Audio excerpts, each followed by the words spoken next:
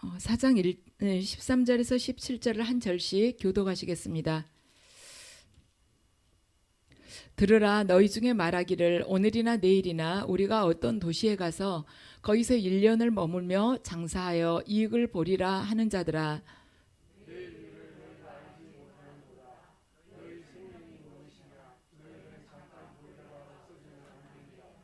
너희가 도리어 말하기를 주의 뜻이면 우리가 살기도 하고 이것이나 저것을 하리라 할 것이거늘.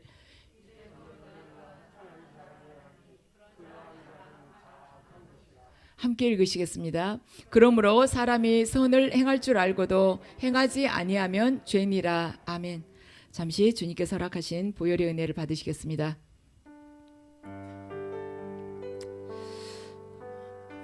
주님께서 저희에게 많은 진리의 말씀을 주셨으나 저희의 감정과 저희 삶 속에서의 환경과 제 유익에 따라서 해석하면서 그것을 선택적으로 택하여서 믿음 생활할 때가 많았습니다.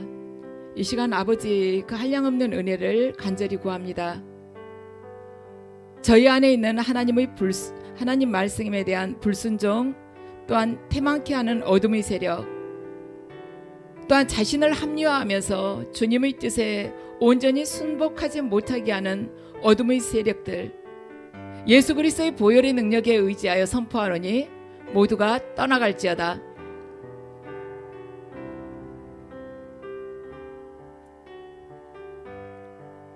아멘. 이 시간에는 실천하는 인생이라는 제목으로 말씀을 전하겠습니다. 1963년 11월 22일 금요일이었습니다. 근데 그날 아침에 케네디 대통령은 이제 댈러스에 있으면서 조찬을 했습니다. 근데 조찬을 하는 중에 카우보이 모자를 선물을 받았습니다. 그러니까 이제 옆에 있던 기자들이 그 모자를 이 케네디 대통령한테 한번 써보라고 그랬어요. 모자 쓴 모습을 우리가 사진으로 좀 찍고 싶다, 그렇게 부탁을 했습니다. 그러니까 케네디 대통령이 웃으면서 뭐라고 이야기했냐면, 월요일 아침에 다들 백악관으로 오시면 그때 이 멋진 모자 쓴 모습을 찍게 해드리겠다고 이야기를 했습니다. 이날이 금요일이었는데 월요일날 아침에 오라고 한 거예요.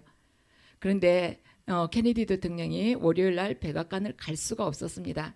왜냐하면 그날 그 금요일 낮에 12시 좀 넘어서 암살을 당했기 때문입니다.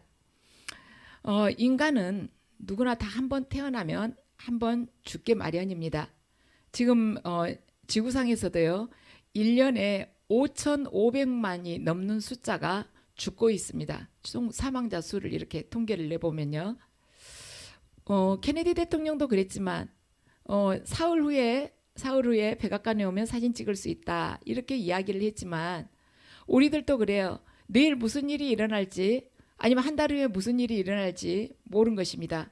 계획은 우리들이 하지만 그걸 행하시는 분은 하나님이시기 때문에 우리는 미래에 대해서 아무것도 알 수가 없어요. 다만 하나님께 미래에 대해서 알려달라고 우리 나름대로 기도는 하지만 우리가 그것들을 구체적으로 알기는 어려운 것입니다. 오늘 본문에서 야고보 사도는 그래요. 너희가 도리어 말하기를 주의 뜻이면 우리가 살기도 하고 이것이나 저것을 하리라 할 것이라. 그러니까 하나님의 뜻이면 내가 이것도 할 것이고, 이것이 하나님의 뜻이라면 내가 안 할 수도 있고, 또한 하나님의 뜻이라면 저것도 할 것이라 하고 말한다는 것입니다. 오늘 본문에서 이 말씀이 참 핵심이에요. 이 말씀은 주의 뜻이라는 말을 평상시 믿음 생활하면서 이게 하나님의 뜻이라면 하고 말하지 않고 믿음 생활한 사람을 두고 하는 이야기가 아니라는 것입니다.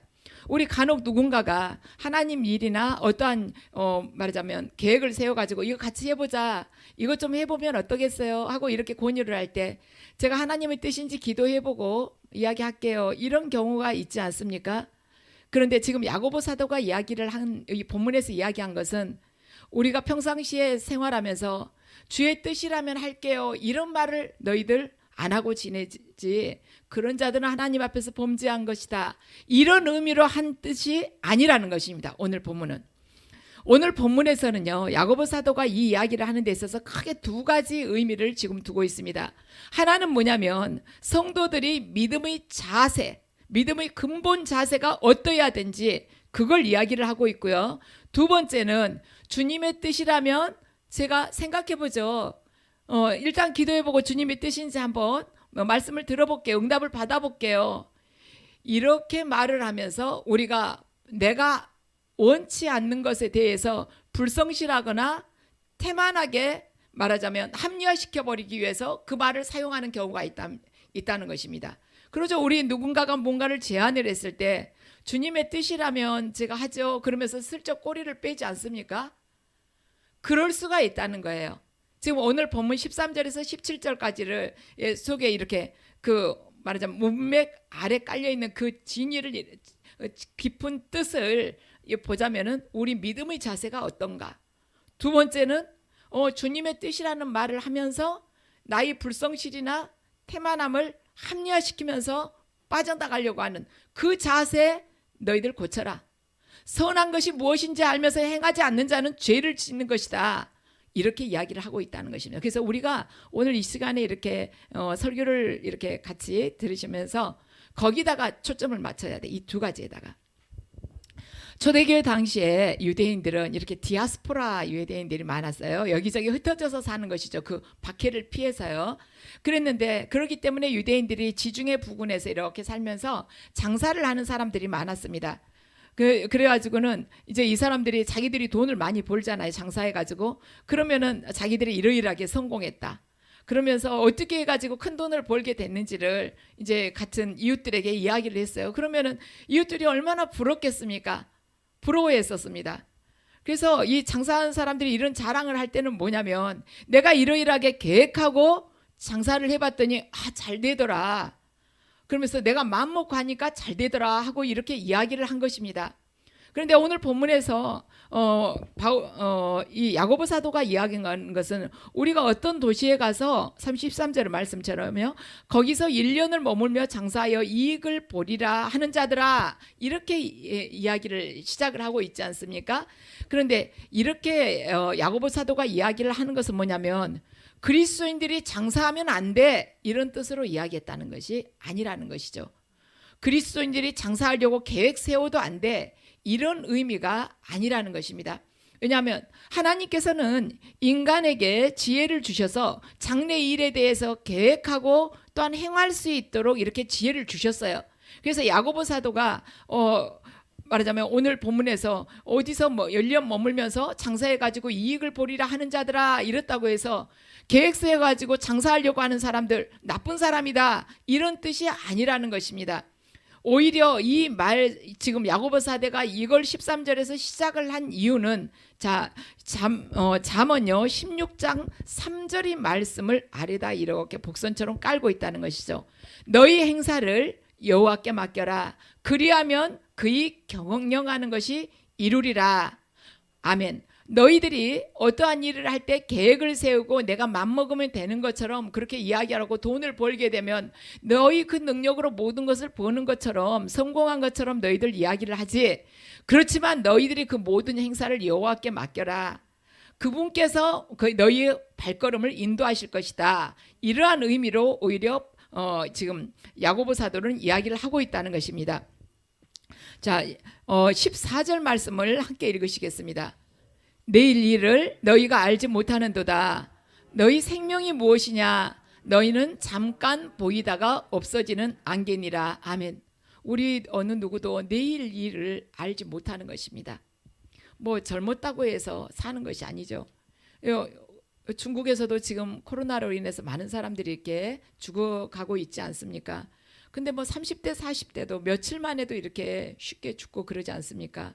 지난달에 내가 다음 달이면 이렇게 병에 걸려서 죽으리라고 생각한 사람들이 있었겠습니까? 죽음이란 갑자기 어느 날 저녁에 비수처럼 날아드는 것이 죽음이지 않습니까?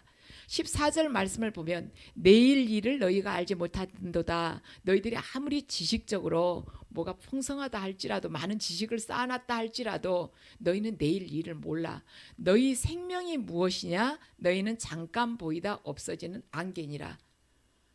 뭐냐면 무역해가지고 장사해서 돈 번 것이 안개처럼 사라진다 이 뜻이 아니라 바로 네 생명이 안개나 똑같다는 것입니다.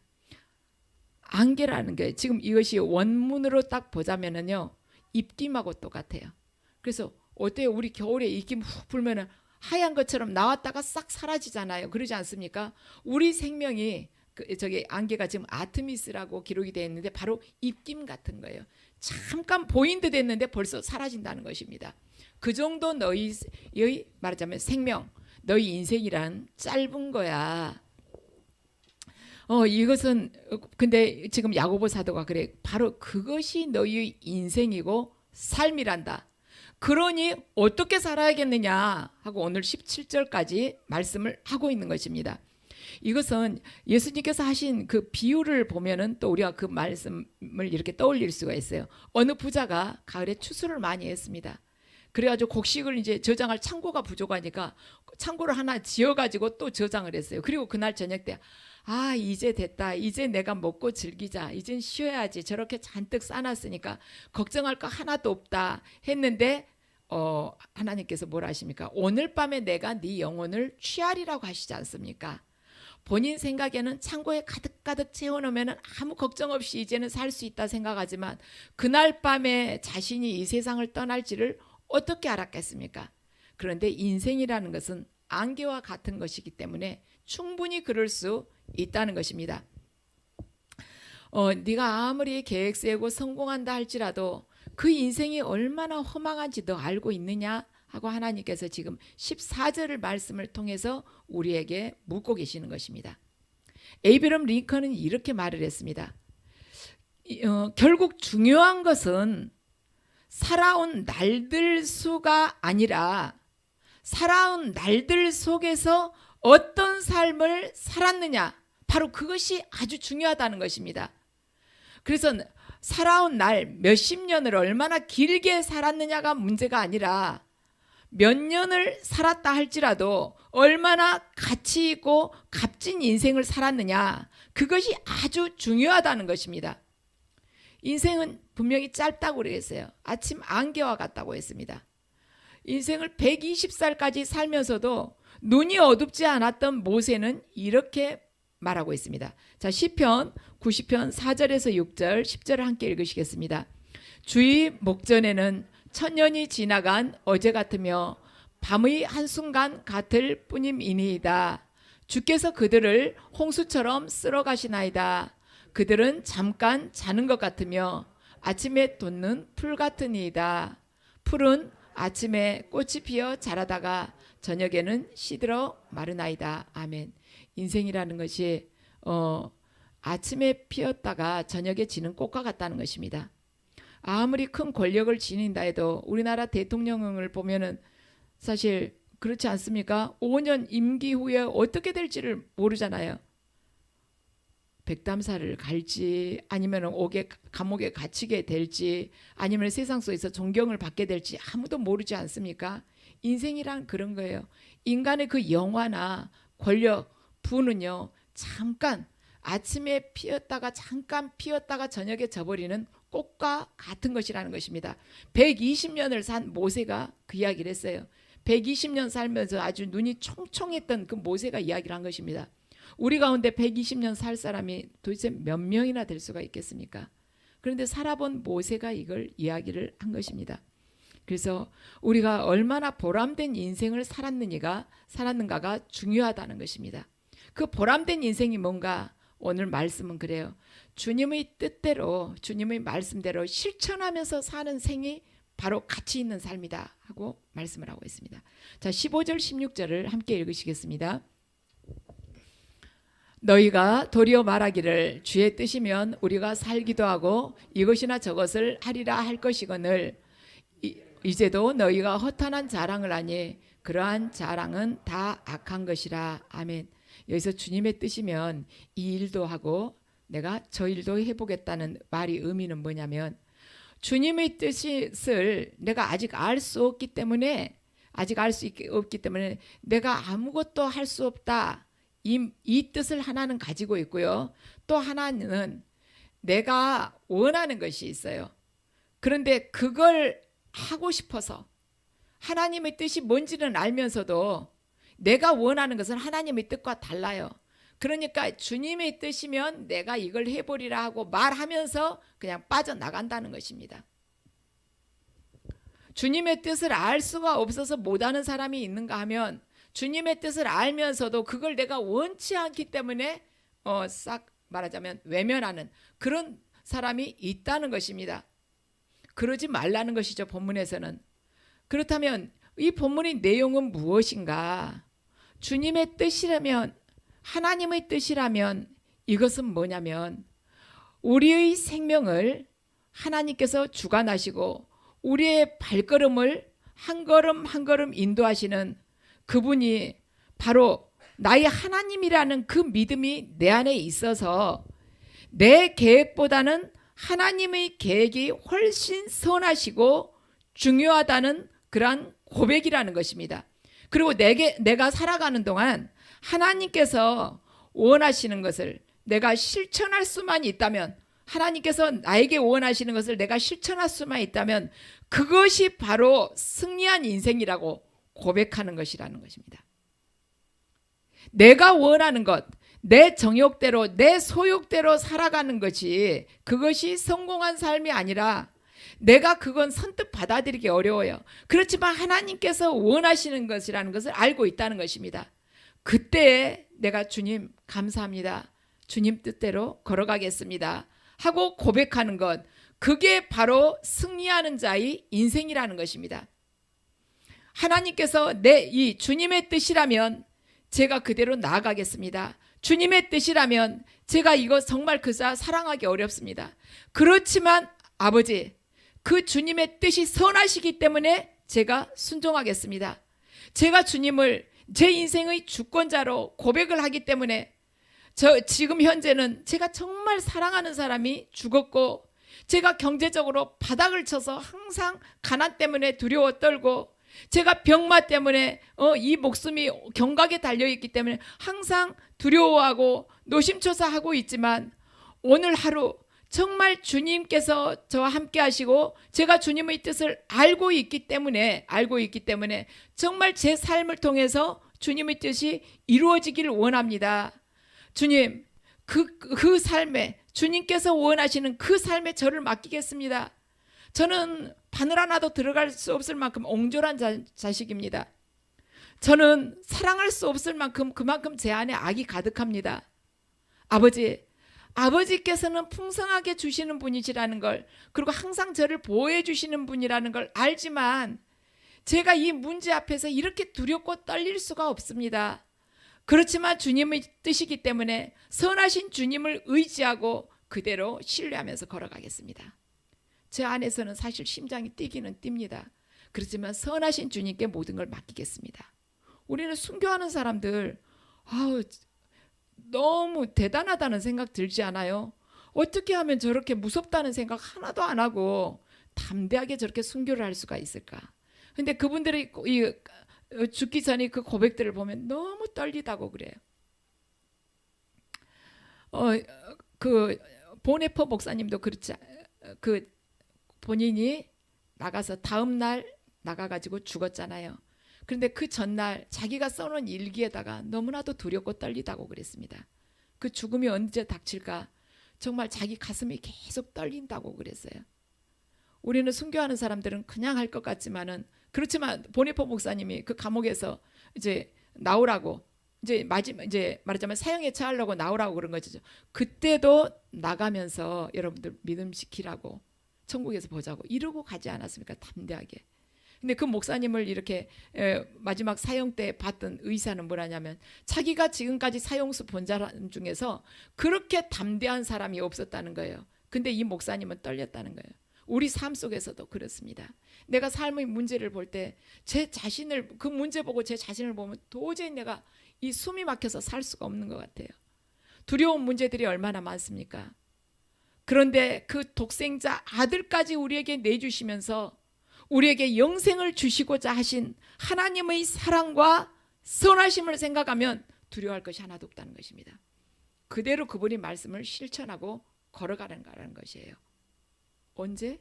문제는 많지만 내가 경제적인 고통으로 인해서 다음 달 내가 길에 내앉게 될 수도 있지만은 내가 이 두려운 병으로 인해서 정말 제대로 내가 살아날 수 있을까 하는 그런 두려움이 있을 수도 있지만, 우리 가정에 많은 문제가 있어서 도저히 내가 뚫고 나가지 못할 것 같지만, 내 자녀가 너무너무 속이 상해가지고 속을 썩혀가지고 남한테 말도 못하고 혼자 이 간장이 녹아드는 것 같지만 하나님께 맡기면서 하나님의 그 말씀대로 걸어가라는 것입니다. 그분을 신뢰하라는 것이에요.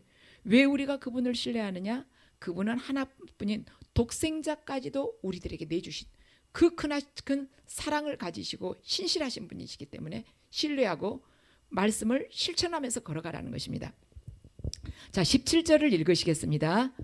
그러므로 사람이 선을 행할 줄 알고도 행하지 아니하면 죄니라. 아멘.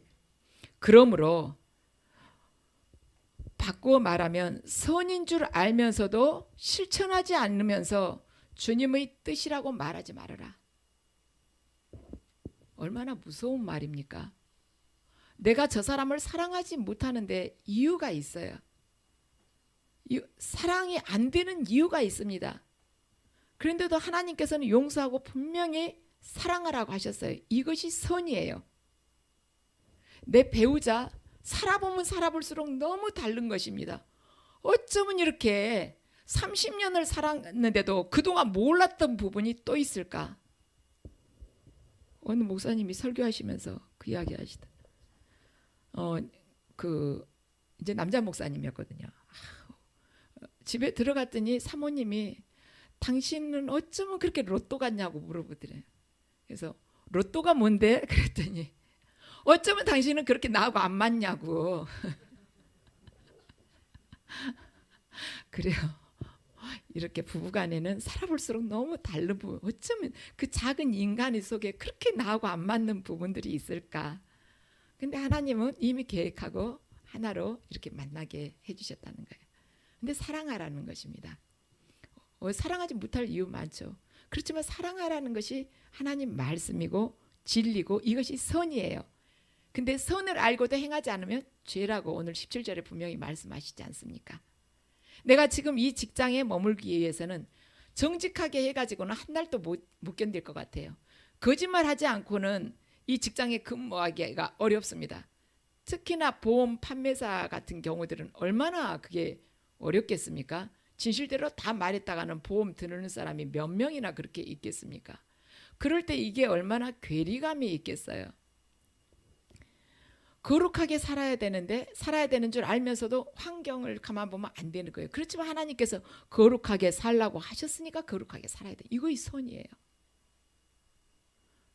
120살 못 살지 우리. 그러니까 선하게 그냥 사는 것입니다. 말씀 그대로 살면 얼마나 살겠습니까? 복음을 위해서 목숨을 아끼지 않고 바치는 것, 복음을 위해서 고난을 받는 것, 이것이 선이라는 것입니다. 그러니까 물러서서는 안 된다는 것이에요. 정말 용서하고 싶지 않고 그냥 쳐다보면 피해버리고 싶은 사람, 그 사람 사랑하는 것이 선이기 때문에 이것이 주님의 뜻임을 알고 걸어가는 것입니다. 주님의 뜻이라면 하면서 사랑하지 못할 핑계를 대지 말라는 것입니다. 주님의 뜻이라면 하면서 복음을 증거할 수 있는 그 기회를 피하지 말라는 것입니다. 그것은 악이라는 것이죠. 거기다가 주님의 뜻이라면 이런 말 함부로 갖다 붙이면서 자신을 합리화시키지 말라는 것이 오늘 본문 안에 들어있는 내용입니다. 하나님께서 원하시는 일이라는 걸 분명히 알면서도 움직이기 싫어가지고 주님의 뜻이라고 말하지 말라. 주님께서 고난을 원하시는 자리에서 고난을 당하기보다는 오히려 영광을 누리고자 하는 것, 그것 보고 주님의 뜻이라고 말하지 말라. 그건 악한 것이다. 용서해야 되고 사랑해야 되는데, 그렇게 사랑하기 위해서는 내 희생이 요구되는데 그 자리에서 주님이 뭘 요구하신지 잘 모르겠어요. 이러면서 두리뭉실하게 빠져나가지 말라. 선한 일이 무엇인지 알면서도 실천하지 않는 자, 너는 악하다고 말씀을 하십니다. 대부분의 교회에서는 2대8이라는 이러한 법칙이 적용되고 있습니다. 그래도 서구 교회에서는요 5대95라는데 우리나라는 그래도 많이 높아요. 이 2대8이 뭐냐면 20% 교인들이 80%의 교인들이 하지 않는 일을 다 감당을 하는 거예요. 교회 안에 20%의 성도가 나머지 80%는 가만 손 놓고 있는데 그 사람들이 같이 해야 될 그 일까지 20%가 다 짊어지고 있는 것입니다. 코피 쏟으면서 밥 굶어가면서. 그렇다면 여러분들은 지금 어디에 속해 있는가 생각해 보시기 바랍니다. 여러분이 지금 20% 교인에 속해 있는가 아니면 80%에 속해 있는가? 80%에 내가 속해 있다면 그 사람은 누구냐면 야구 경기장 가가지고요 스타디움에 앉아가지고 팝콘 먹으면서 이거 손 두드리면서 응원하고 있는 사람이에요. 잘해봐 홈런 한번 쳐봐. 20%는 막 밥도 제대로 못 먹고 뛰어다니는데 홈런 좀 쳐봐. 안타 쳐보든지 이러고 앉아있는 사람이 80%라는 거예요. 내가 지금 어디에 속해 있냐는 것입니다. 다들 몸 편하고 배부르게 먹고 따뜻한 데가 있고 싶어요. 여름에는 시원한 데가 있고 싶어. 그걸 하나님께서 그걸 보실 때는 악하다고 하는 거예요. 선이 뭔지 우리 알고 있지 않습니까? 저는 우리 교회 성도님들이 희생하는 쪽으로 마음을 그걸 좀 가졌으면 좋겠어요. 그냥 가만 앉아 계신 게 아니라 뭐 다 앉아 계신다고 제가 그렇게 하는 게 아니라 우리 모두가 우리 교회는 100%가 경기장에서 뛰는 그런 선수가 되자는 것입니다. 80%는 없고 100% 뛰자는 거예요. 왜냐? 하나님 앞에 우리가 갈 때 가지고 갈 게 뭐가 있습니까? 그렇잖아요. 딱 집약해 보면요. 하나님을 사랑했던 것, 이웃을 사랑했던 것, 하나님 말씀에 순종한 것 이것밖에 없어요. 그래서 성경에는 분명히 선을 행할 줄 알면서도 하지 않는 것은 죄라고 분명히 하나님께서 못을 박아 놓으셨는데 우리 모두가 100%가 돼서 정말 하나님의 그 용사로서 뛰자는 것입니다. 우리나라에요 이용훈이라는 테너 가수가 있습니다. 이 사람은요 우리나라 이 안에서는 그다지 활동을 많이 안 했기 때문에 우리가 잘 모를 수 있어요. 그런데 유럽이나 북미에서는 굉장히 유명한 사람입니다. 그런데 오페라 무대에서 큰 주역은 다 맡은 사람이에요. 서로 데려갈래. 이분은 이용훈 씨는요 몇 년치 맞으면 스케줄이 다 짜져 있는 사람이에요. 그런데 서울대 성악과 교수로 특채로 이렇게 되었습니다. 그런데 처음부터 본인이 서울대 성악과 교수가 되려고 했느냐? 그게 아니었어요. 그분을 그 성악과 교수로 채용하기 위해서 서울대학에서 6차례나 그분한테 부탁을 했습니다. 그런데 다 고사했어요. 안 가겠다고. 남들은 서울대만 가도 얼마나 좋아합니까? 그런데 서울대 교수로 서울대학에서 친히 오시라고 그렇게 해도 6번을 거절을 한 거예요. 이유는 뭐냐면 본인이 해외 공연을 해야 되고 그리고 선교를 해야 하기 때문에 성악과 교수를 하지 않겠다고 이야기를 한 것입니다. 이분은 데뷔 초기에 굉장히 어려웠었더라고요. 이제 IMF 때 유학을 가가지고 고생을 많이 했더라고요. 그런데 데뷔 초기에 여러분들 이름 들어보셨을 거예요. 이 지휘자 로린 마젤이라고 여러분들 이름 들어보셨을 겁니다. 이 로린 마젤이 오페라 무대에 이 사람을 주연으로 초청을 했습니다. 당신을 내가 지휘하는 이 오페라에 당신을 초청을 하고 싶다. 초청을 했어요. 이 로린 마제라고 한번 같이 공연을 해보고 싶어서 아주 이름난 성악가들이 줄을 설 정도인데 이 사람 초청을 했는데 거절을 했어요. 이용훈 씨가. 이 거절한 이유는 뭐냐면 그때 캐나다 한인교회에서 교회에 가가지고 찬양을 몇 곡 부르기로 한 것입니다. 그러니까 이걸 이제 이 소식을 제일 먼저 전해드린 매니저가 이제 이용훈 씨한테 이야기를 해줬거든요. 당시 로린 마젤이 당신을 이렇게 주역으로 부르고 싶어한다. 그러니까 매니저가 이제 막 기뻐가지고 이야기를 했는데 이용훈 씨가 나 못 간다고. 이거 무슨 일이냐고 그러니까 나 그 기간에 캐나다에 가서 한인교회 가서 찬양해야 된다고 그런 것입니다. 그러니까 이 매니저가 그렇게 살면 안 된다고 그런 거예요. 이 세상에 돈이 전부가 아니다. 그러면서 돈만 벌면은 막 행복할 것 같지만 그게 아니다. 돈 그다지 의미 없는 것이다. 막 이야기를 한 것입니다. 돈 때문에 가지 말라. 근데 이용훈 씨는 돈을 한 푼도 받지 않기로 하고 간 것입니다. 그러니까 나 돈 때문이 아니다. 하나님하고 이미 내가 약속을 했기 때문에 주님께서 부르시는 곳이라면 내가 어디든지 가겠다고 하나님한테 내가 이미 약속을 드렸기 때문에 가는 것이라고 그런 것입니다. 그러니까 이제 매니저는 이걸 놓치고 싶지 않은 거예요. 이 이용훈 씨가 정말 세계적으로 지금 이름을 알릴 수 있는 세계 무대에 설 수 있는 이 기회인데 애걸복걸해가지고 만든 기회도 아니고 로린 마젤이 친히 이를 불러준 것인데 이런 기회를 놓치고 싶지가 않으니까 그러면 당신 가만히 있으라고 여기 스페인으로 가자. 로린 마젤을 만나러 가자. 그러면서 대신 내가 정말 노래 잘하는 가수를 그 한인교회로 보내주겠다고 한 것입니다. 그러니까 이용훈 씨가 안 한다고 그러고는 한인교회를 갔어요. 가는다고 해가지고 가게 됐는데 이 매니저가 뭐라고 말을 하냐면 우리는 살아가면서 이걸 잘 기억을 해야 돼. 뭐라냐면 너 이번에 가지 마라. 네가 이 음악회에서 더 크게 돼가지고 로린 마젤하고 같이 이 오페라 공연을 하면 네가 얼마나 알려지겠냐. 그러면 거기서 이름을 알려주면 유명해질 거 아니냐.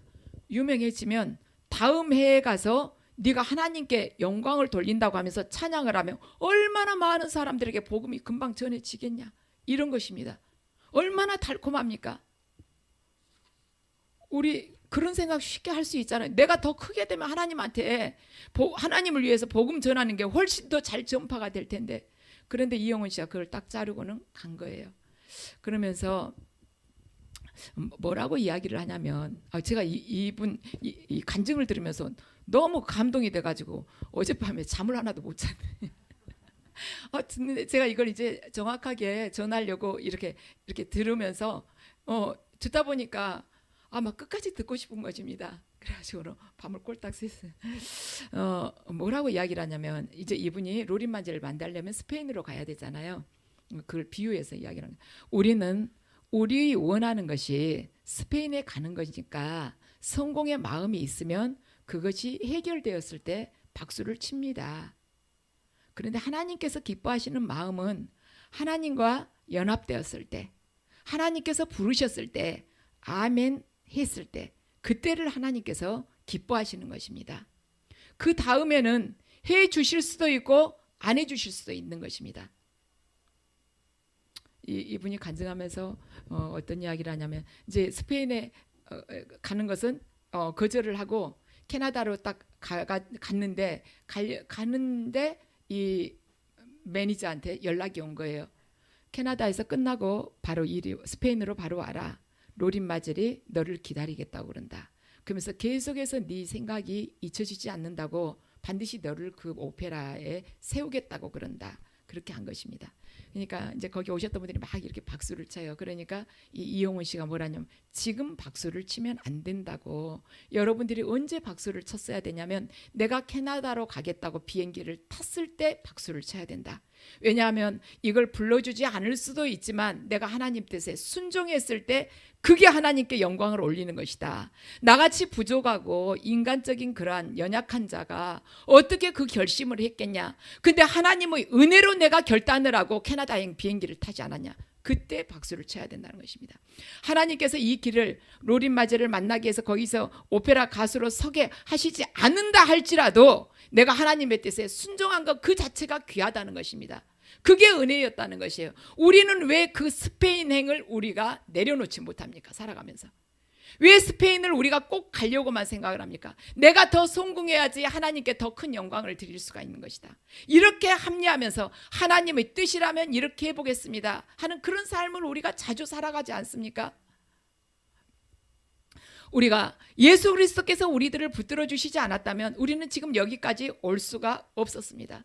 우리가 주님께서 원하신 그 길을 조금이라도 가본 적이 있다면 예수 그리스도의 말하자면 은혜 때문에 우리가 그분의 은혜에 감사하면서 하나님을 신뢰하면서 하나님 아버지를 우리가 신뢰하면서 그분이 선하심에 나를 맡기고 지금 여기까지 걸어온 것입니다. 우리는 하루 앞일도 내다볼 수 없는 그러한 세계를 지금 살아가면서 굉장히 불확실한 이 시대를 살아가고 있는 것입니다. 그러면서도 우리는 주님의 뜻이라면 순종하겠습니다 하고 고백하면서도 내 뜻대로 살아갈 때가 많다는 것입니다. 지금 불확실한 이 시대를 살아가면서 정말 하나님께서 내가 하나님 믿는다고 해서 선하게 인도해 주실까?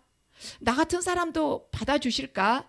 나같이 부족하고 미련한 이런 자에게도 하나님께서 선한 길로 정말 인도를 해주시고 보호해 주실까? 이러한 생각, 이러한 의문과 불안이 우리를 떠나지 않을 때가 많다는 것입니다. 정말 하나님께서 이 불확실하고 이 불투명한 이 시대에 나를 정말 제대로 인도해 주실까? 하나님 보시기에 내가 인도를 받을 만한 그런 믿음일까? 하는 생각을 할 때가 많다는 것입니다. 그렇지만 하나님 앞에 우리가 하나님께서 정말 이것이 원하시는 하나님의 뜻이라면 제가 순종하겠습니다. 그 뜻은 따로 없습니다. 성경 말씀에 있는 것이에요. 우리는 하나님 음성이 정확하게 들리면 내가 할 수 있는데 아니죠. 성경 말씀에 다 있는 것입니다. 왜 우리가 하나님께 나를 맡길 수 있느냐? 하나님께서는 당신의 그 독생자 아들을 통해서 우리에게 당신의 사랑과 선하심을 보여주셨기 때문에 나의 지금 이 삶이요 고달프고 말하자면 불확실하고 두려움으로 가득 찼다 할지라도 그분이 선하심과 사랑에 맡기는 것입니다. 그러면 하나님께서 반드시 여러분들을 선하게 인도해 주실 것입니다. 하나님께서는 우리가 알지 못한 곳을 걸어간다 할지라도 우리가 힘들어 한다 할지라도 하나님께서 반드시 우리를 지켜주실 것입니다. 왜냐? 우리가 사망의 음침한 골짜기를 지나간다 할지라도 우리가 해를 두려워하지 않는 것은 하나님께서 나의 말하자면 목자이시기 때문이에요. 하나님께서 나의 부족함을 모두 채워주시기 때문입니다. 저와 여러분 모두가 간혹 그럴 때가 있어요. 스페인행으로 말하자면 내가 돌릴 것인가 아니면 캐나다를 갈 것인가. 캐나다는 가봐야 돈 하나도 주지도 않고 남는 것도 별로 없고 이름도 별로 있을 일이 없는 것입니다. 그렇지만 스페인행을 가면 화려한 미래가 기다리고 있는 것 같아요. 그렇지만 하나님께서 기뻐하시다면 하나님과 이미 내가 약속을 했고 하나님께서 저를 쓰시겠다면 저는 언제든지 내드리겠습니다 하는 그 믿음의 고백을 내가 했다면 그분이 사랑과 선하심에 우리가 내맡기면서 걸어가는 것입니다. 그리할 때 그분께서는 반드시 저와 여러분을 책임져 주실 것입니다. 저와 여러분의 미래가 하나님의 손에 붙들린 미래가 되시기를 주님의 이름으로 축원합니다.